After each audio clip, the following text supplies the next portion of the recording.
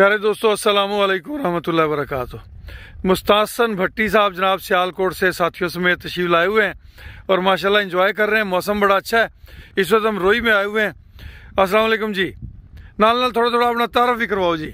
अरफान भट्टी जी सियालकोट से। अरफान भट्टी साहब सियालकोट से, और वहाँ पे अपना वेटनरी स्टोर है जी भट्टी फार्मेसी के नाम पे। माशाल्लाह जी माशाल्लाह। जनाब अस्सलाम वालेकुम। वालेकुम अस्सलाम जी चौधरी मिट्ठू साहब सियालकोट से। माशाल्लाह जी माशाल्लाह। सॉरी मिट्टू साहब की हाल चाल है? जी अल्हम्दुलिल्लाह। तुसी भी अपना वो नाम दसिया जेड़ा सारिਆਂ ਨੂੰ पता है। ठीक है ठीक है। मुस्तासन भट्टी साहब जनाब की हाल चाल है? ठीक हो? वालेकुम अस्सलाम। मुस्तासन साहब आए हो, क्या की फील कर रहे हो? अखा बंद करके जेड़ा भरोसा किया सी ठीक किया सी या गलत हो गया? ठीक है माशाल्लाह बेहतरीन है। अच्छा चलो इस मौजू से जल के फार्म से गुफ्तगू करांगे जी।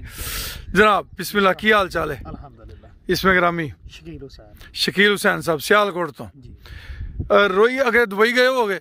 सऊदी अरब। सऊदी अरब गए? उत्थे टिब्बे एवें दे नहीं है मेरा, उत्थे पहाड़ां वाले ने। पहाड़ वाले भी दूसरे भी है ना रेत वाले। अच्छा एवें दे भी है। तुसीं ते वेखे ने साडे कई दोस्त आंदे ना जदों अपर पंजाब विचों, ते ओह बड़ा इंजॉय करदे ने। ओह कहंदे ने यार ये तो कोई नवीं शाही अज विखाती है। ठीक हो की हाल चाल है? खैरियत नाल हो जी? लो जी माशाल्लाह दोस्त आए हुए ने। अज रात हल्की हल्की बारिश भी होंदी रही है। ते इत्थे खूबी है जी जमीन च कि रेत होंदी है, जिन्नी मर्जी बारिश पै जाए पानी नहीं खड़ा होना।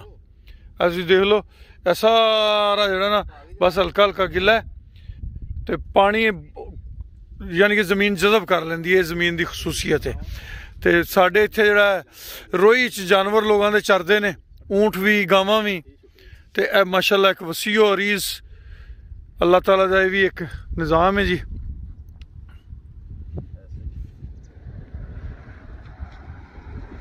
लोग आउटिंग वास्ते निकलते हैं जो किते बारिश पवे ना जी। बड़े शहरों बंदे जिहड़े ना वो इधर रुख करते हैं। लो जी दोस्तों इजाज़त दो। अल्लाह के हवाले खुश रहो, आबाद रहो जी।